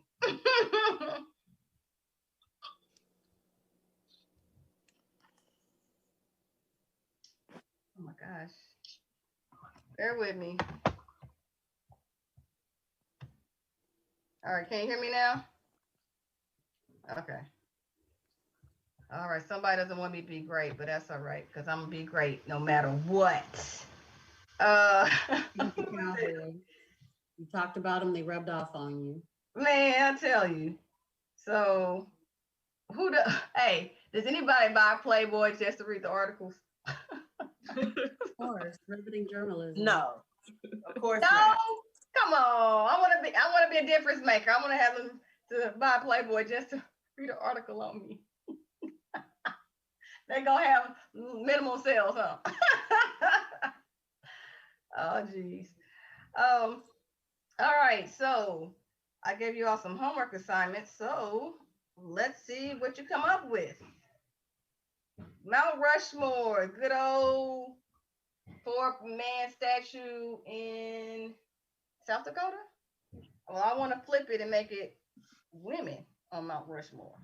So regarding athletes, who will be on your Mount Rushmore? 4 women athletes. Y'all ready for this? You sure are. All right, so bear with me. My Mount Rushmore women athletes would have to be, I'm gonna go with Serena Williams, FloJo, who else? Lisa Leslie, And I'm gonna throw Venus up there because I don't feel like Venus get enough credit. Because in the earlier years, she was just as much a beast as Serena, but then she got sick, and people don't really know too much about it because I don't think she talks about it enough. But yeah, so that's my Mount Rushmore. You said Serena, Lisa Leslie, Venus, and who's the other person? Flojo. Joe. Okay. I got you. Okay. Not bad. Not bad. Okay. Yeah. Well, Miss Jobo, what you come up with? All right. So I also have Serena on there. Jenny Finch. Okay. Alex Morgan. It's a tie between Alex Morgan and Mia Hamm. You know, Mia Hamm's like the OG, but Alex Morgan's like today. And then Simone Biles. I think she's like one of the better athletes out there. So yeah. Okay. Getting somewhere now. And I just want to throw out shout out to Gabby Douglas. She won the Masked Dancer. I don't know if anybody watches it, but that was so dope to have a gymnast win the show. So I didn't know she was on there. She won, yep. Oh, thanks. So, wow, that is big. Yeah. You know what, Shane? That was dope. Because we hear so much about Simone Biles, I forgot about Gabby Douglas just that fast. Yep. Because it's like Simone came in and kind of just took over like whoosh. Yeah. Yeah, that's right, Gabby Douglas. Okay. I put myself as runner-up, though, because in my prime, I was pretty good. Hey, all right. Get it, Joe. Hey, you respect yourself. You respect your talent, so I'm not mad at you, honey. All right, Miss Annie, what you got? So Serena, of course. Maybe I just built a side one, like an annex that just has Serena 4 times. Maybe she just gets her own. But for real though. Yeah, but for real. I also had Flojo. I had Mia Hamm. One, she's a Tar Heel. And 2, I think she's the best women's soccer player ever. Ever. Right. But also, I kind of think of like Mount Rushmore as not just who was the greatest, but also just sort of like who created moments that are forever memorialized in your mind. And that's how we're going to memorialize them in this rock. And so for me, for women's soccer, that was Brandi Chastain after the women won the Olympics, and she like slid and like took her kid off, and like it was just such a pure moment. And it wasn't about like, oh, she's a woman, she shouldn't show her breasts. It was just like, this is an athlete having an athletic moment. And that really stood out to me. So I was torn between, do I go with the best or do I go with like the moment that would like, I would create a statue out of. And then my 4th one is Pam Oliver, who I know is not a player, but she got me interested in sports. She was the first Black woman that I saw involved in football. And it just made me feel like there could be a place for me somewhere in football, seeing her like sideline reporting and being in the action and seeing how respected she was by players. So Pam Oliver is like my original hero. Okay. Y'all have some good ones. Miss Williams said Purple Rain, and you stole her list. She had the same choice that you did. We can share it.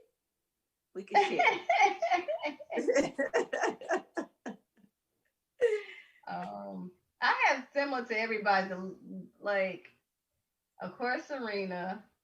And I was torn between Lisa Leslie and Cheryl Swoops. Because Swoops was a hooper too, baby. Yes, she was. Swoops was a I was torn between Lisa and Cheryl. I was leaning more towards Lisa, but I was like, Cheryl, that's my girl. And then I had another tiebreaker for different reasons. I was thinking Mia Hamm, but I also thinking Brianna Scurry. She was the goalkeeper on that World Cup team. that Brady Chastain was on, and she was on that since she was a goalkeeper. And our girl, she was bad too. I know it's different compared to being on the field and being a goalkeeper, but I really loved her passion. I loved like sister girl. She was it. I loved watching her and watching that whole team. That they need another World Cup team like that. Them girls was bad. And I got to even watch soccer like that. But when the World Cup was on, I gotta watch because I don't know if you can feel their energy when they did their interviews and you were seeing them on Billboard, the commercials.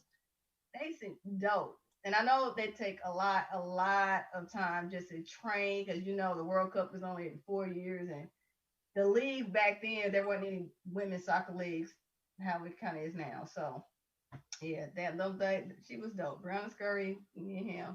And the other one that's really different, but she was trying to help make golf, which was Michelle Wee, make golf cool. She was young. I was like, I don't necessarily put her on Mount Rushmore because she's not doing big things right now per se. But she is, but she's not. But I was like, a golfer is somebody that was trying to break in and put women to be more talked about in golf, not just Tiger. So that was my list. There's other women I think that are going to get there, not even more. My niece, Sydney, she was on Ladies Night a couple months ago, and she's a swimmer. And so when we watched the Olympics, almost 5 years ago now, that Simone Manuel, Black woman, swimming on the team and winning. And I said, "Hey, Sydney, this is what you're striving to be. You look up to her. You can be the next Simone Manuel." Because my niece loves swimming.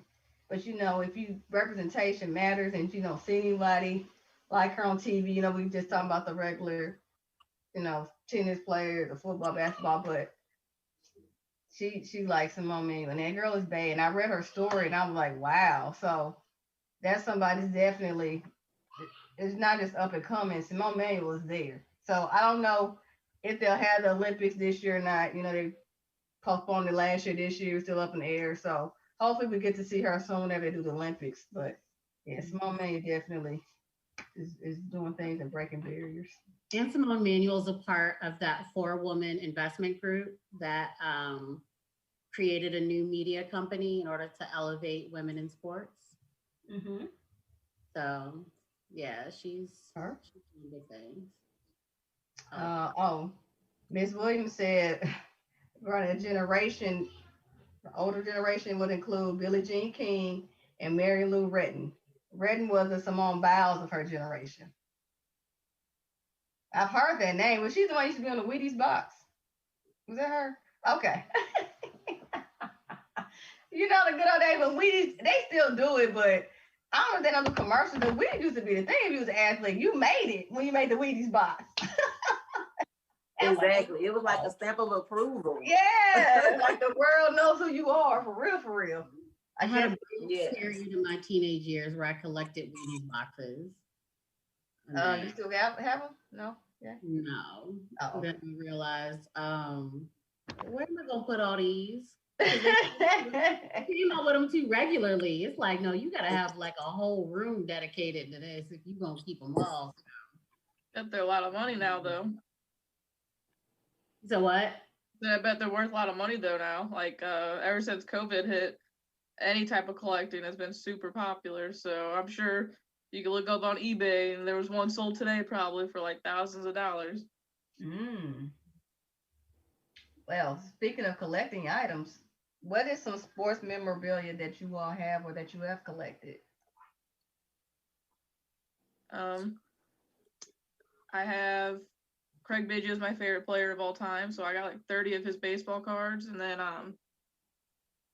downstairs is where like Fred can attest to this. That's where you'll see the Cardinal stuff, but got a lot of bobbleheads of Blues and Cardinals players. You got signed baseballs and stuff like that. So honestly, anything. Try to collect jerseys, like we did me as a 2-month picture with my Bregman jersey. So we're trying to do now like every month up until her year. Try to do a picture of her with the jersey now. So we got Bryce Harper one on the way. So we're trying to collect jerseys now. Oh, that's cute. What else? Nobody else collect anything? Nobody else has anything? Nothing. I mean, I got like, of course, I got Kobe memorabilia. I got signed baseball from well, my dad gave it to me. And then I got like pictures and newspaper articles and stuff that I used to keep like back in the day that I still have in a little box. Just, for the memories. Mm-hmm. For the memories. Get like all type of newspaper clippings from 2019 when the Blues won the Stanley Cup. So. I still want that champagne bottle with the Blues Stanley Cup that our great gracious host has. It's a champagne bottle. It's really cute. Where'd you get that, Joe? That's cute. Amazon. Of course. Of course. Amazon has everything. That's cute. When her baby gets a little older, she's gonna start playing with that. She's gonna really bounce it around like it's hers. Yep. One thing I collected years ago, so I started getting into sports and specifically football when the Rams moved to St. Louis. And I know that famous, marvelous year of 1999 when the greatest show on turf was clowning. And every week the Post-Dispatch uses the back page of the sports to have a big picture of some player or somebody doing something in the dome. I used to cut them and collect it. And I went to college. I put those sports clippings all around my room. And of course, most women that I was associated with weren't into sports like that. So they're just like, yeah, okay. But I thought it was tight because I had it, let's just say what the season was 16 weeks. I had at least 10, 12 clippings just all around room St. Louis. And I actually that season was able to go to a couple of games too. But besides the Ram stuff that I collected, I have I don't want to say collector's item, but my brother used to work at Busch Stadium, so some of the giveaways he'd give me extras, like the World Series ring, had an extra mug of all the World Series that the Cardinals won. They had it on a little mug. He gave me that. NBA, I only been to 3 NBA games. I try to keep something from every game I went to. My first one, I don't have any. I was actually trying to be cute at that one. It was a Hawks game. So I didn't care about that. But the other two, I try to keep like a brochure or pamphlet or something from those. But I don't have anything worth any money that I know of right now. But you never know. You never know. Right. All right. Favorite time of year? Oh, wait. Before we move on from that, what do you guys think about Top Shot? Have you heard of Top Shot? What's that?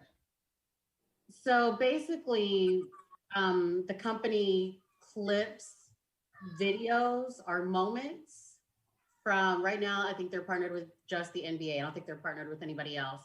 But they do everything from like the pregame, like walk-ins, like them entering the stadium, to the actual game, to live interviews. And they like clip the moments like a digital, like baseball card basically, or a basketball card. So, and you can actually purchase them and they're certified. So like you could purchase a 10-second clip of Zion Williams dunking on somebody, or a 10-second clip of what's his name? Russell Westbrook walking into the stadium in one of his unique outfits. And so you can actually collect them like you would like players' cards, and they have resale value, so you can sell them. And just like the old baseball cards, you can just buy like a mystery box that just comes with like 9 random clips, and then you can like sell them off individually or collect them all. Some of them have already gone for like tens of thousands of dollars in terms of people like buying this digital moment. How much is it? I just thought it was interesting. I didn't know if you guys were up on that or not. How much is this? I had never heard of it. So the prices vary. It depends on the value of the moment. So what they do, like they used to do with like baseball, well, I guess baseball cards are still printed, but like they do with the cards, right? So if it runs in a limited edition where they're only going to make, 100 rookie cards for, Bryce Harper or something, then that's more valuable than the 100,000 they've made of like whoever plays for the Pirates. I love you, Pirates.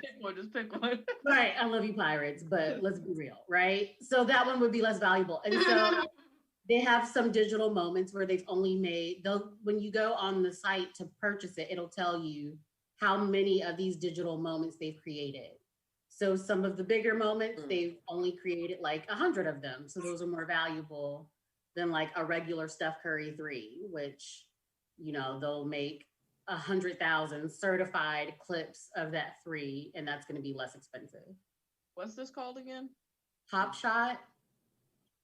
Hop, like a bunny hop? No, top, like at the top, and then Top Shot. Okay.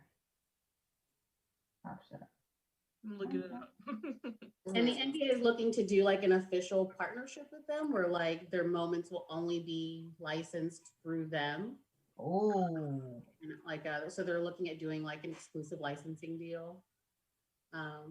But this will still be separate from showing a highlight of that player having a good. It's an NBA certified clip, right? So you can have the original baseball card or you can photocopy it. One of those has value, the other one doesn't. So okay. Exactly. I was on YouTube the other day watching that amazing shot that Steph Curry did the other day. Not that he did the other day, but that he did against the Thunder, when he took that like half court 3 to advance Golden State in the playoffs. Like, I'm like, I just watched this 10 times on YouTube for free.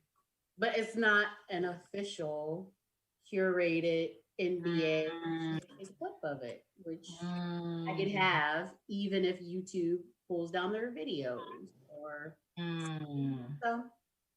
I don't know, but I don't really do a lot of digital collecting anyway. I don't have any cryptocurrency. Again, I'm the old lady in the room, so that's just not my lane.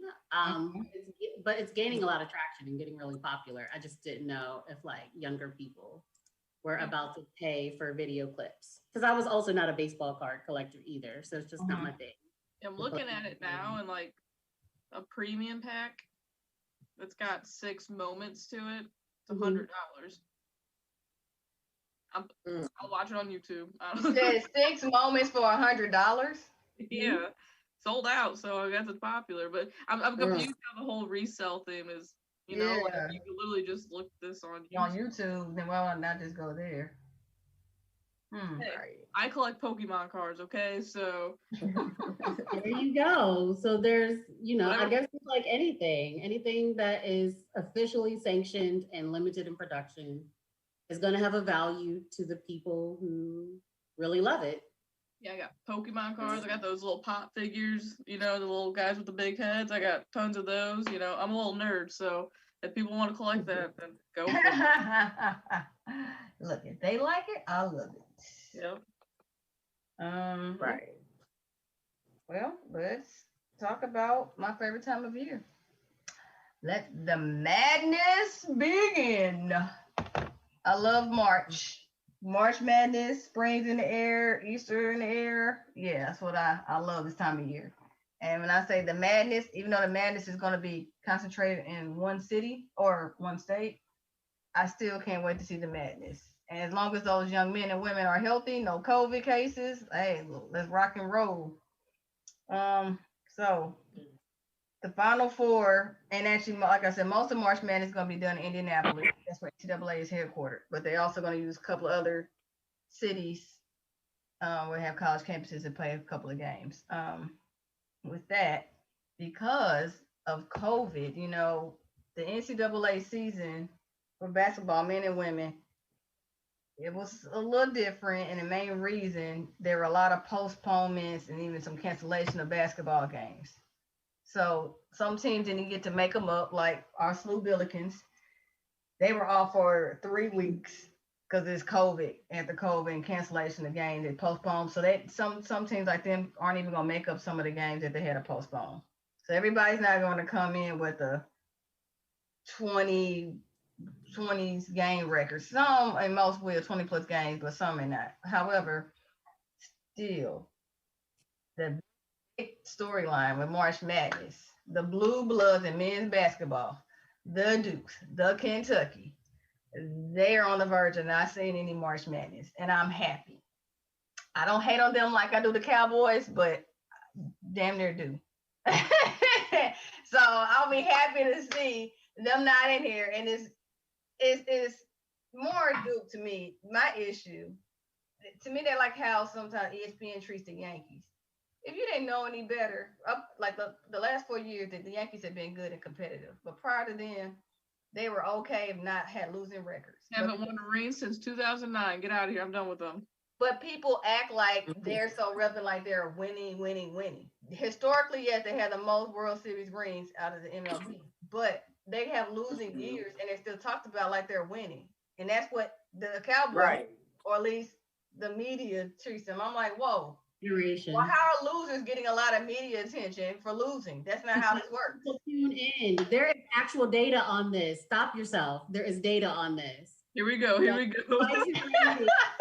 Ratings for ESPN, Fox Sports, all the sports networks. Their most tuned in segments are around LeBron James and the Dallas Cowboys.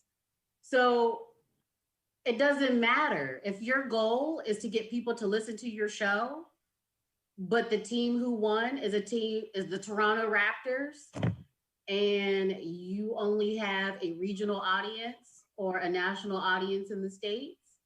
Like, who cares? Hey, we're forced to watch the Cowboys every Thanksgiving, okay? Exactly. I It's don't have a date against them. I'm just trying to be funny. But not an option. No, you're forced to watch the Cowboys and the Lions every Thanksgiving because when the NFL first decided to do Thanksgiving Day games, those were the only two teams that volunteered. And so out of respect for them, as long as the Cowboys and the Lions want to host a Thanksgiving game, they will always get it because they were the only teams who wanted to do it when they started playing games on Thanksgiving. They added a third game so that they could put two teams against each other who were actually good. So y'all get the third game. But yeah, you gonna watch the Cowboys. Hey, I'm just happy I don't gotta see Stafford be ragdolled around the field anymore with the Lions. Now it's Jared Goff's turn to be ragdolled. Where did Stafford go again? To the Rams? Yeah, they traded him. I'm sure the NFL is going to schedule the Rams at the Lions on Thanksgiving. I would almost put a paycheck on that.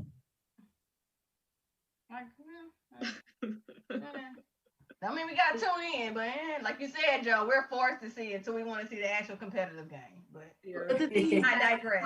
Games are have higher ratings than teams who are winning.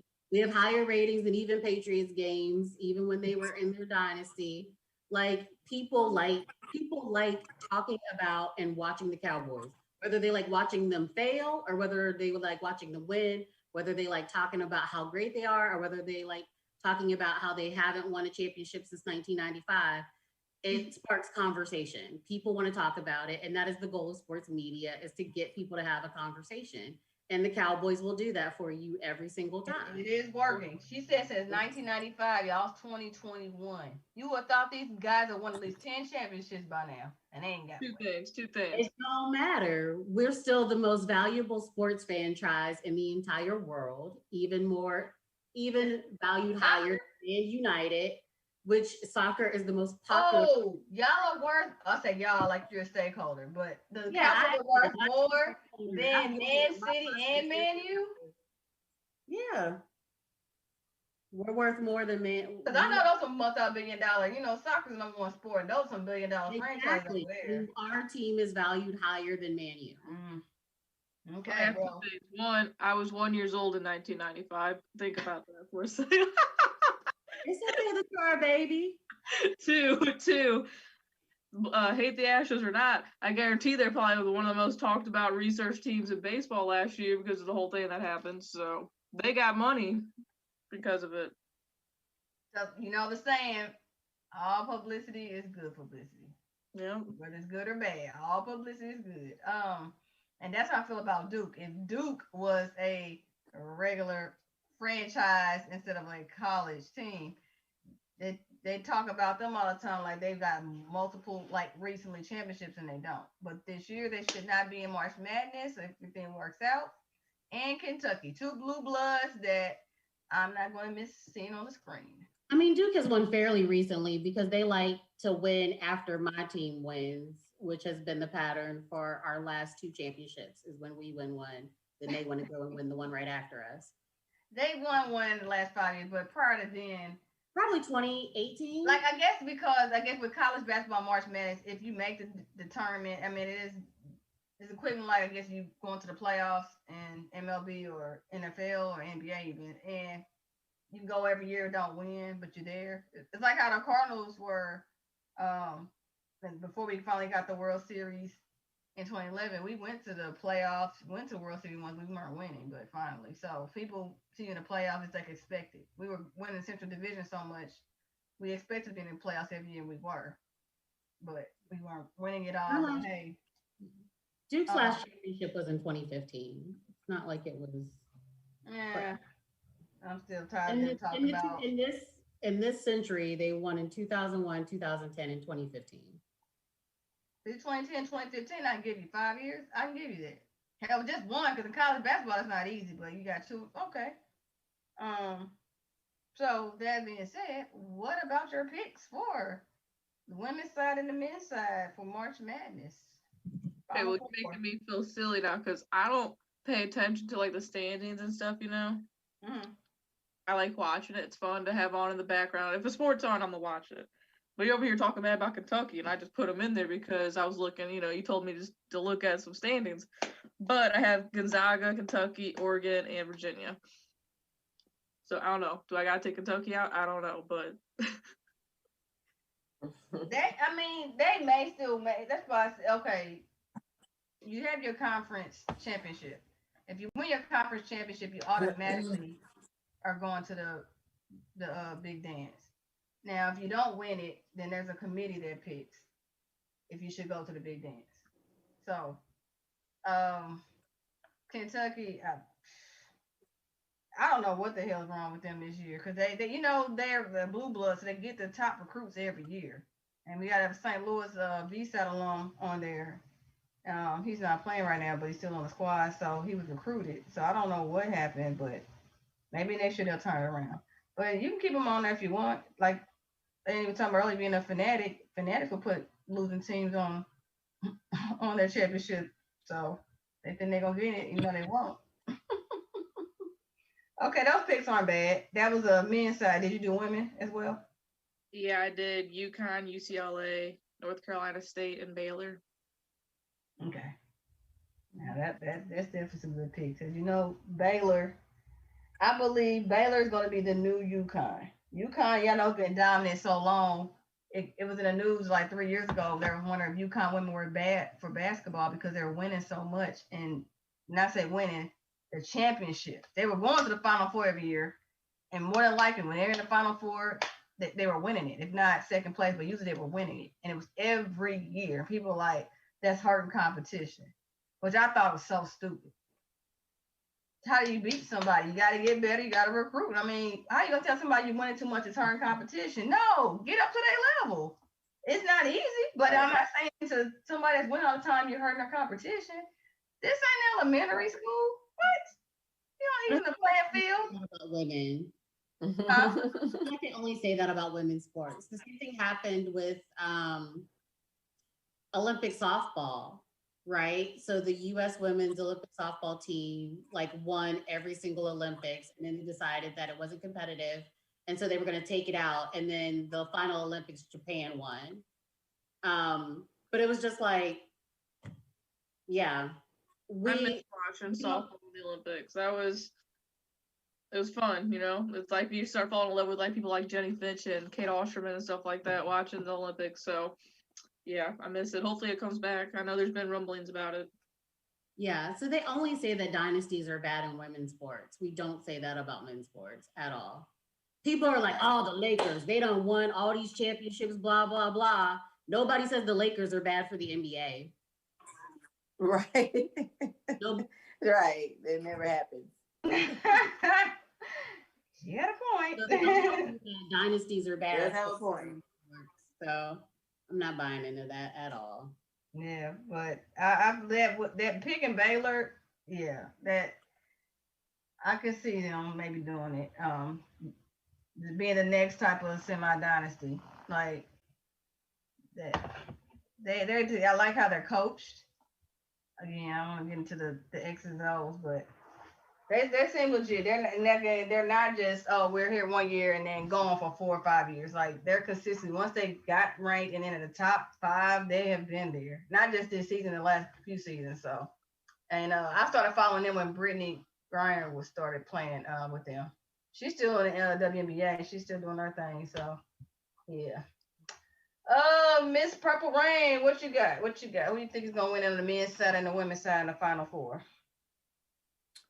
I don't follow it enough to pick. That's fine. We're not gambling. I mean, I don't watch it at all. Like, as of right now, I'm totally out of the loop on that one. So I could give you some hypothesis.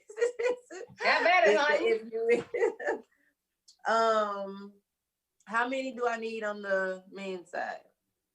The Final Four, so it's 4 teams, men and women. Four, okay. Got you. I'm just gonna say USC, LSU, and 2 more. Duke. I'm gonna say Duke and North Carolina. That's 4, right? Okay. Men's side. Okay, what about women's side? I know you don't keep the 4 teams out there. Right. I'm gonna go with UConn, of course, just because I know of them. Who else? I don't know. Help me out, Bunny. South Carolina. North Carolina. Oh, South Carolina. They're coached by Dawn Staley. Shout out. She's a baller. Shout out. I remember her back from the Olympics. That girl is a baller. What's up? Okay. How many I need now? 1 left? Mm-hmm. I'm going to say Florida State.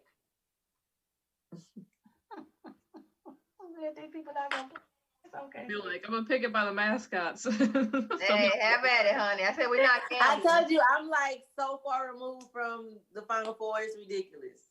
All right.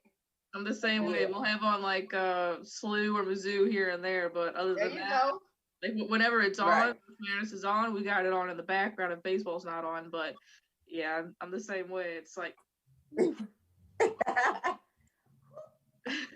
so it's all good. And what you got, Miss Annie? Yeah, so I don't have 4 and I'm not gonna force it. So for the men, of course, the Tar Heels. I'm gonna pick my team because I'm a fanatic. So against all odds, we're gonna win the ACC tournament and get an automatic bid, and then we're gonna pull it together. But realistically, UNC has the same problem that a lot of the Blue Bloods have, which is that we recruit a number of athletes who are supposed to be like one and done. So they're super talented, but they're not used to playing together. And so there hasn't been time, there hasn't been the rhythm with all the game disruptions, cancellations, things like that to really build a rhythm going into the season. So that's why a lot of those teams aren't there. But that said, I'm going to stick in the ACC for my realistic pick and go with Florida State. And I go with Florida State to upset Gonzaga. I think they'll both get 1 seeds and I think they'll meet in the championship. Gonzaga, they're one of the oldest teams in college basketball right now. They have a lot of people who have played all 4 years or 3 years.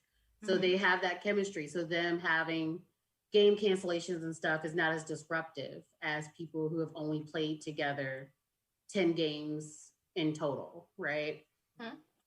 So I'm gonna go with that. And then on the women's side, I want South Carolina to win because I do like Dawn Staley and I like the way she coaches the team. South Carolina got robbed last year. They were the number 1 overall seed. They look poised to kind of run away with the championship, and then it got canceled. So I would like for them to get some redemption. And I think that they'll face NC State. So again, I'm gonna stick within the. I'm everybody ACC but Duke. So wherever I can put in the ACC team, that's what I'm gonna go with. So that's my pick for the women is South Carolina versus NC State, with South Carolina winning and UNC winning it all. But if that doesn't happen, then Florida State taking down Gonzaga in the men's championship. Okay. I like that. I will say you all was different compared to men and women when they do the seedings. Usually, when on the women's side, if you have like a number 1 seed, number 2 seeds, those are usually maybe in number 3 of Blue Moon that's in the final 4. On the men's side, because they have more Cinderella stories, in the final 4, you will get a 4 seed in there, even a 6 seed sometimes, with a 1 and a 2 seed. So they kind of, it's consistent where 1 and 2, but you won't be surprised if you see a 4 or 6 seed. The women's side usually just 1, 2, 1, 2. So I'm going with South Carolina for the women's side. Of course, UConn, Baylor. I wasn't sure about my other pick, so I want to put a question mark. Louisville's a number 1 seed on the women's side, so maybe them. So who knows? I could just say Louisville. Men's side, final 4 predictions, a little tougher. I'm gonna go on a limb when I mention University of Michigan. They've been doing it. You could say Zaga. Zaga, like you said, they don't have a lot of one and done. So that veteranship, you can definitely tell who's playing with them for 2 or 3 years. So Zaga, Michigan. Who's my other 2? I guess you can throw North Carolina if I want to. You want to? I had nothing against North Carolina. I like them. I don't like down the road Duke, so North Carolina's cool with me. We're back on track, Bunny. After all the Cowboys hate, brought us back together. I'm just saying, look, the cup got empty. The Gatorade cup got empty. And last but not least, you know who Eric Bradford is? Oh, yeah, we went to UNC together. And he said, UNC, baby. He said, you better rep, Annie. What else? Our grateful host, he says Kentucky has to win out for them to get into the tournament. He's picking South Carolina, women's side. Who else am I missing? There's one more comment I can't see.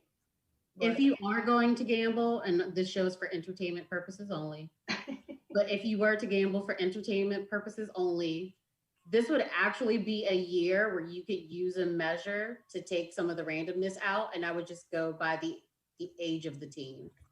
Age of the team, and if the coach is not a first-year coach, that would be how I would pick my matchups. I think that would be the most predictable variable in this tournament versus any other. Yeah. And one thing I will say, what will help them, this is similar to the bubble with the NBA. So, with the bubble NBA, the one thing they didn't have to do was travel. NCAA Final Four, actually, the whole tournament, like I said, it's going to be instead of Indiana, mostly in Indianapolis. They're not going to have to travel because, one of the excitements we like, all this basketball, and if you win, usually in regular season, you get time to look at film and review. It's a quick turnover, but they won't have to worry about traveling per se. If they still, they're going to the same place. So if they got to go back to their home school and go back to Indianapolis, it's not like going from, LA to maybe Phoenix all the way to Indianapolis to, a lot of times when you farther advance, you travel more, but they won't have to do that as much this time. Is that going to be the same for the women as well? They can be in one set place? Mm-hmm. Yeah. Okay. Also said a team like SLU could go very deep. And I wanted to give SLU a chance. And see, last year they got shortchanged. COVID hit. They didn't get to do their thing like they wanted to. So, like I said, they're rolling again. Because y'all know after they had that 3-week hiatus, they kind of stumbled. But now I get it. It was rusty. But hopefully they can get far. If nothing else, win the Atlantic 10 tournament to get an automatic bid. And then we'll see what role they get.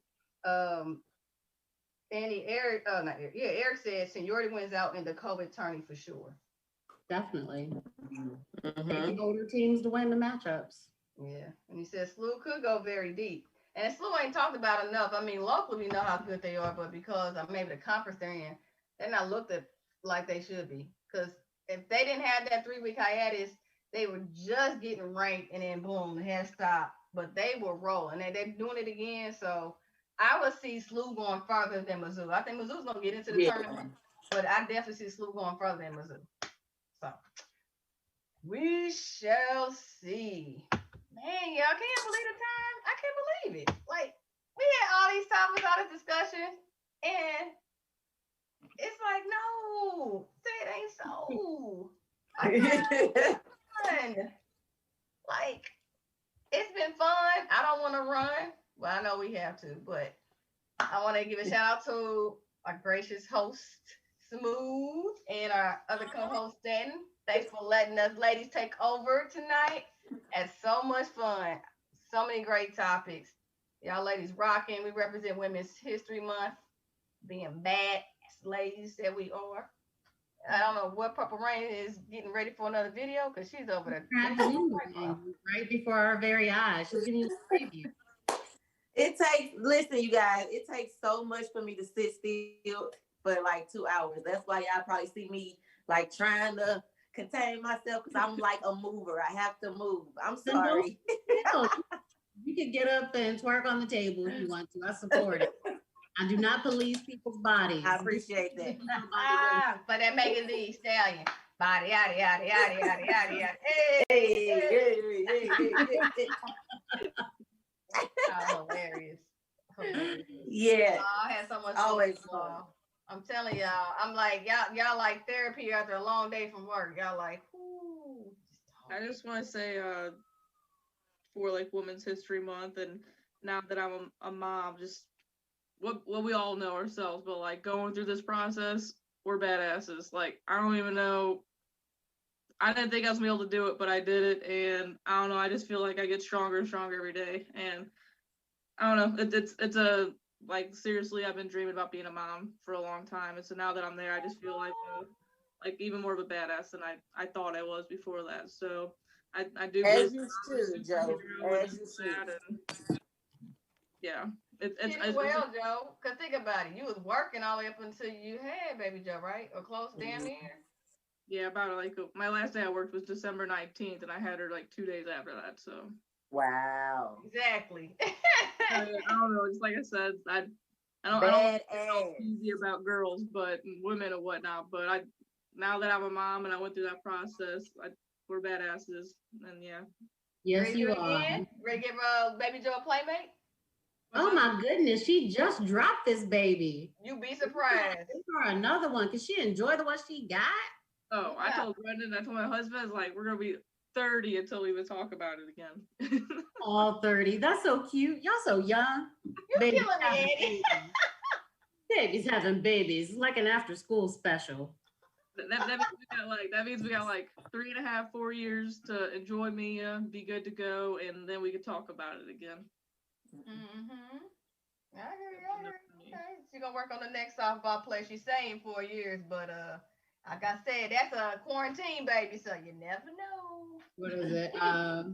Corona Quarantinisha or whatever your brother came up with. Yeah, Corona quarantine or something. Like a mouthful. He's so silly. But yeah, it's been fun, ladies. Thank y'all so much. Can't wait till the next ladies' night because you know we do it right. I shout out to a host with the most, Smoooth and Stanton, and anybody that's tuning in. Subscribe. If you're on YouTube, click on that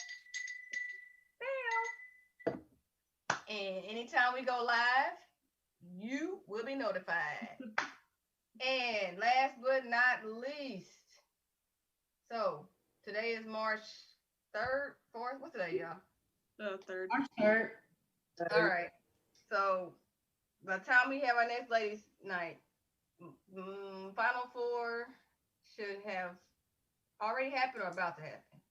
I forget. It's like April something. So if it has already happened, we'll talk about these predictions we just made. But until then, be safe, be healthy. It's been a fun ride. I can't wait to do it again. And everybody else, have a wonderful night. 'Cause we are Go Heels. out. Hey. Out. Can you turn that down, please?